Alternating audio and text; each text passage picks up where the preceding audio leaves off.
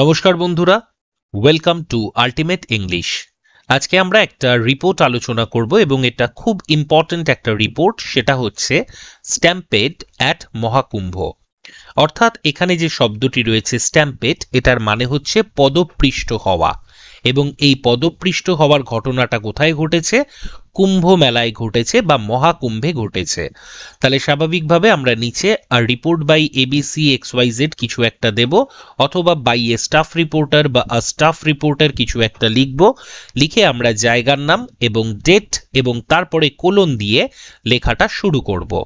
তো সবার প্রথম দেখো, আমরা চাইলে এখানে নো ফিউয়ার দ্যান না ব্যবহার করে অ্যাট লিস্ট অথবা মোর দ্যান ইত্যাদি শব্দ ব্যবহার করতে পারতাম, কিন্তু খেয়াল করে দেখবে আমরা অ্যাডজেক্টিভ চ্যাপ্টারে একটা কনসেপ্ট পড়ি, সেটা হচ্ছে নো লেস দ্যান এবং নো ফিউয়ার দ্যানের মধ্যে পার্থক্য। নো ফিউয়ার দ্যান কাউন্টেবল নাউনের আগে বসে, নো লেস দ্যান আনকাউন্টেবল নাউনের আগে বসে। ফিউ শব্দটার কম্প্যারেটিভ ডিগ্রি হচ্ছে ফিউয়ার, আর লিটল শব্দটার কম্প্যারেটিভ ডিগ্রি হচ্ছে লেস। তাহলে যে জিনিসটা আমরা অবজেক্টিভ ইংলিশে শিখে আসছি, আমাদের ডেসক্রিপটিভে সেই নলেজটাকেই আমরা পুট কেনই বা করব না। তো এক্ষেত্রে নো ফিউয়ার দ্যান বলতে বোঝাচ্ছে যে 30-এর অন্তত কম নয়। তাহলে কি বলা হচ্ছে? No fewer than 30 people succumbed to death and dozens more were injured early Wednesday after millions of Hindu pilgrims at the Mahakumbh Mela, a huge festival in the Indian city of Prayagraj, gathered to take a dip in sacred river বা sacred river waters on the most auspicious day of a 6-week Hindu festival. প্রথম সেন্টেন্সটা একটু বড় করেছি, এখানে বেশ কিছু শব্দ আমি হাইলাইট করব যেগুলোর মানে তোমাদেরকে একটু বুঝে নিতে হবে। তো সবার প্রথম দেখো, সাকাম টু ডেথ বলতে মৃত্যুর কোলে ঢলে পড়াকে বোঝায়। এবং কি বলছে? যে 30-এর থেকে কম মানুষ তো নয়ই যারা মৃত্যুর কোলে ঢলে পড়েছে, এবং ডজনস মোর ওয়্যার ইনজিওর্ড, এবং ডজন ডজন মানুষ আরো ইনজিওর্ড হয়েছে। কবে? Early Wednesday. কখন? After millions of Hindu pilgrims. Pilgrim শব্দটার মানে হচ্ছে যারা পুণ্যার্থী, অর্থাৎ বিভিন্ন রকম যে সমস্ত ধর্মীয় সভা অথবা এই ধরনের কোনো ধর্মীয় উপাচারের কেন্দ্র, এই সব জায়গায় যাত্রা করছে, তাকে আমরা পিলগ্রিম বলবো। তাহলে কি হচ্ছে? যে লক্ষ লক্ষ হিন্দু যারা পিলগ্রিমস অর্থাৎ পুণ্যার্থী, অথবা শুদ্ধ বাংলায় বলতে গেলে যারা তীর্থযাত্রী। কোথায় তীর্থযাত্রী? মহাকুম্ভ মেলায়। এবং এই মহাকুম্ভ মেলার নাউনি অ্যাপোজিশন করে তার পরিচয় দেয়া হচ্ছে, এটা হচ্ছে একটা বিশাল বড় অনুষ্ঠান বা উৎসব। কোথায়? ভারতীয় যে শহর প্রয়াগরাজ। এবং সেখানে কি করছে? গ্যাদার্ড। এইবার এই যে গ্যাদার্ড শব্দটা এলো, এটা তো ভার্ব। এর সাবজেক্ট কোথায়? এর সাবজেক্ট দেখো অনেক আগে রয়েছে। সেটা কোথায়? এই মিলিয়ন্স হচ্ছে তোমার সাবজেক্ট, কারণ অফ হচ্ছে প্রিপোজিশন, হিন্দু পিলগ্রিমস হচ্ছে প্রিপোজিশনাল অবজেক্ট। তাহলে এখানে মিলিয়ন্স এই শব্দটা তোমার সাবজেক্ট হিসেবে কাজ করছে এই পার্টের। তার মানে millions of Hindu pilgrims gathered. Gathered মানে সমবেত হয়েছে। কিসের জন্য? To take up a dip. Dip বলতে এখানে ডুব দেওয়ার কথা বোঝাচ্ছে। কোথায় সে ডিপ করবে? কোথায় ডুব দেবে? উত্তর হচ্ছে স্যাক্রেড রিভার ওয়াটার্স। স্যাক্রেড শব্দের অর্থ হচ্ছে পবিত্র, অর্থাৎ আমরা যেটাকে হোলি বলতে পারি, পবিত্র অর্থে ব্যবহৃত হয়। খেয়াল করে দেখো, এখানে কিন্তু ওয়াটার নয়, বরং ওয়াটার্স লেখা রয়েছে। নাউন চ্যাপ্টারে তোমরা পড়েছো ওয়াটার শব্দটার মানে জল, আর ওয়াটার্স শব্দটার মানে ওয়াটার বডি, অর্থাৎ রিভার, সি, ওশান, এমনকি জমা জলকেও আমরা ওয়াটার্স বলি। তাহলে নিশ্চয়ই ওরা এমনি জল মাথায় ঢালতে আসেনি, শুধু তারা ডুব দিতে এসেছে। তো সেই কারণে এখানে ওয়াটার শব্দটা লেখা হয়েছে এবং এখানে কি বলা হচ্ছে অন দ্য মোস্ট অসপিসাস ডে এখানে অসপিসাস ডে বলতে খুব শুভ দিনের কথা বলা হচ্ছে কিসের শুভ দিন যে এই যে 6 উইক হিন্দু ফেস্টিভ্যাল অর্থাৎ এই ফেস্টিভ্যাল সম্পর্কেও বলে দিলাম এর ডিউরেশন কত তাহলে আমরা যদি সহজ বাংলায় অনুবাদ করি তাহলে এই প্রথম সেন্টেন্সটার মানে দাঁড়াবে যে অন্ততপক্ষে বা নিদেন পক্ষে 30 জন মানুষ মৃত্যুর কোলে ঢলে পড়েছে বা পদপৃষ্ট হয়েছে চাইলে এখানেও স্ট্যাম্পেড শব্দটাকে ব্যবহার করতে পারো এবং দেখা যাচ্ছে অনেক মানুষ ইনজিওর্ড হয়েছে আর্লি ওয়েডনেসডেতে কখন যখন তোমার লক্ষ লক্ষ হিন্দু তীর্থযাত্রী কোথাকার তীর্থযাত্রী যারা মহাকুম্ভ মেলায় এসেছিল যে মহাকুম্ভ মেলা হচ্ছে হিন্দুদের একটা বড় উৎসব যেটা আয়োজিত হয়েছিল প্রয়াগরাজে সেই প্রয়াগরাজে সমবেত হয়েছিল যে সমস্ত মিলিয়ন মিলিয়ন হিন্দু পিলগ্রিমস তারা কিসের জন্য মিলিত হয়েছিল dip to take a dip অর্থাৎ পুণ্য স্নানের জন্য কোথায় পবিত্র নদীতে স্যাক্রেড রিভার ওয়াটার্স কবে on the most auspicious day of a 6-week Hindu festival অর্থাৎ এই হিন্দুদের যে 6 দিন ব্যাপী একটা পুণ্য অনুষ্ঠান বা উৎসব ছিল সেইখানে তারা ডুব দেওয়ার জন্য এসেছিল তাহলে স্বাভাবিকভাবে দেখা যাচ্ছে অন্তত 30 জন মারা গেছে তাহলে এই যে 30 জনের বডি তাকে তো সরাতে হবে তো এটাকেই বলা হচ্ছে bodies were still being brought to the ABC morgue more than 12 hours after the tragedy এমনকি ঘটনাটা ঘটার 12 ঘন্টা পরেও এই সমস্ত ডেড বডিকে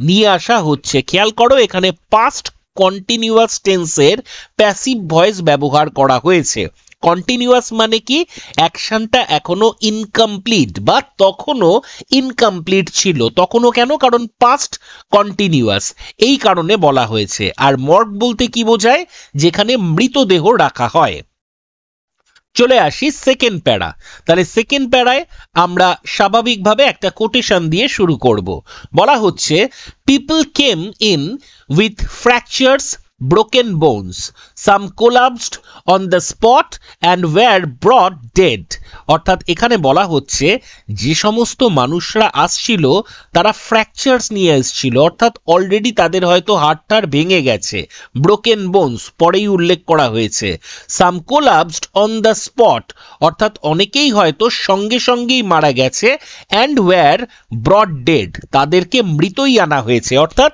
এখানে আসার পর যে মৃত্যু হয়েছে তা নয় শুধুমাত্র মৃতদেহকেই নিয়ে আসা হয়েছে এবং এটা কে বলছে সেইড দ্য অফিশিয়াল অর্থাৎ কোনো একজন অফিশিয়াল ব্যক্তি এই কথাটা বলেছে এবং খেয়াল করো যেহেতু আগে রিপোর্টেড স্পিচ হয়েছে তাই রুল অফ ইনভার্সন আগে সেইড দিয়েছি তারপরে অফিশিয়াল বলেছি এরপর কি লিখছি who did not want to be named এখানে এটা তোমাদের মনে হতে পারে sir who did not want to be named মানে কি এটার মানে হচ্ছে যিনি নিজের নাম প্রকাশ করতে চায়নি কারণ এটা খুব সেনসিটিভ ইস্যু সুতরাং সবাই চাইছে নিজের গা বাঁচিয়ে চলতে প্রথমত এর সঙ্গে ধর্ম রিলেটেড আর দ্বিতীয়ত আমরা এই ধরনের ঘটনায় যাদেরকে কালপ্রিট মনে করি তারা হচ্ছে অফিশিয়াল ব্যক্তি তো স্বাভাবিকভাবে তারা নাম প্রকাশ করতে চায় না তো তুমি যদি এইভাবে না লিখে এইভাবেও লিখতে পারতে যে he did not want to divulge his name divulge বলতেও প্রকাশ করা অর্থে ব্যবহৃত হয়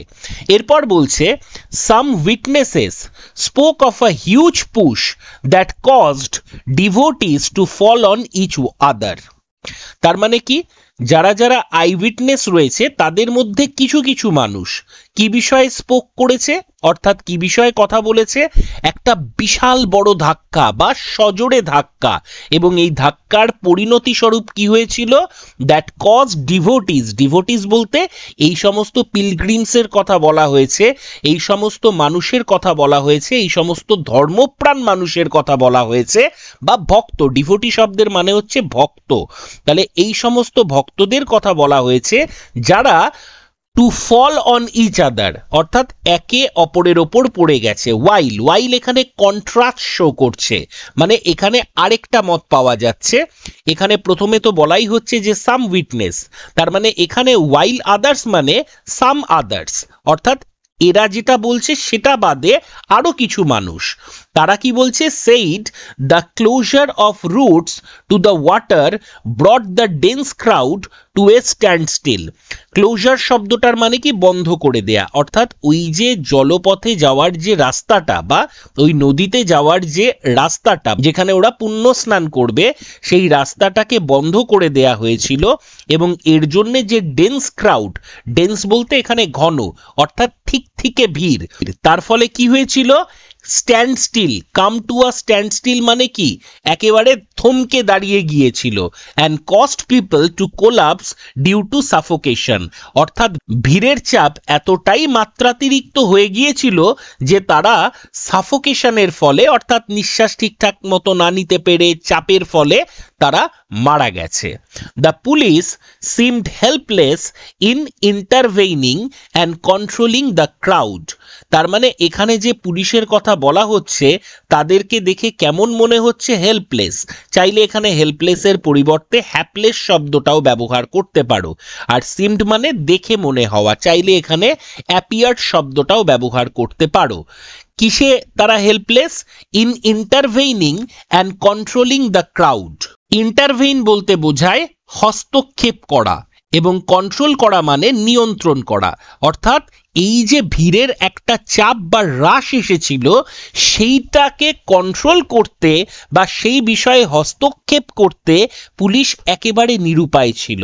অর্থাৎ এত লক্ষ লক্ষ কোটি কোটি মানুষ এসেছে, সেখানে যথেষ্ট পুলিশ থাকলেও সেটা ওই ভিড়ের অনুপাতে হয়তো কিছুই না। এরপর আমরা চলে আসব লাস্ট প্যারাগ্রাফে। এখানে আমরা অথরিটি, প্রাইম মিনিস্টার, প্রেসিডেন্ট ইত্যাদি বা সংশ্লিষ্ট কোনো ব্যক্তির মতামত রাখতে পারি। বলছে, expressing his condolence the chief minister announce that the state government would give 4 lakhs rupees to the families of the deceased. Deceased মানে কি? মৃত। তার মানে কন্ডোলেন্স শব্দের মানে হচ্ছে সহানুভূতি বা সমবেদনা। যিনি চিফ মিনিস্টার, স্বাভাবিকভাবে এখানে কিন্তু ওয়েস্ট বেঙ্গলের চিফ মিনিস্টারের কথা বলা হচ্ছে না, যেখানে ঘটেছে সেখানকার চিফ মিনিস্টার। আর আমরা কি বলেছি? যতটা সম্ভব প্রপার নাউনকে আমরা অ্যাভয়েড করব। তাহলে এখানে যিনি চিফ মিনিস্টার আছে তার কথাই ভাবতে হবে। তাহলে সেই যে চিফ মিনিস্টার বা মুখ্যমন্ত্রী, তিনি সমবেদনা জানিয়ে অ্যানাউন্স করেছেন, মানে ঘোষণা করেছেন যে রাজ্য সরকার কত টাকা করে দেবে? 4 লক্ষ টাকা। কাদেরকে দেবে? মৃতের ফ্যামিলিকে। অর্থাৎ ডিসিজড বলতে ওই মহাকুম্ভে এসে যারা মারা গেছেন তাদের ফ্যামিলিকে, প্রত্যেক ফ্যামিলিকে 4 লক্ষ টাকা করে দেয়া হবে। সঙ্গে সঙ্গে এখানে সেন্ট্রাল গভর্নমেন্টের কথাও বলেছি। The prime minister of India, অর্থাৎ ভারতের প্রধানমন্ত্রী, তিনিও কি করেছেন? তার সমবেদনা এক্সপ্রেস করেছেন। কি বিষয় বা কাদেরকে? To the families of those who lost their lives, অর্থাৎ সেই সমস্ত পরিবারকে যে সমস্ত পরিবারের সদস্যরা প্রাণ হারিয়েছেন। And wish those injured a speedy recovery, এবং সেই সমস্ত মানুষ যারা আহত তাদের দ্রুত আরোগ্যের জন্য প্রার্থনা করেছেন। This tragedy should serve as a wake up call, অর্থাৎ এই যে মর্মান্তিক একটা দুর্ঘটনা, এটা স্বাভাবিকভাবেই আমাদের কাছে একটা ওয়েক আপ কল, মানে সবকিছু ঠিকঠাক করে নিতে হবে, এই রকম চললে হবে না।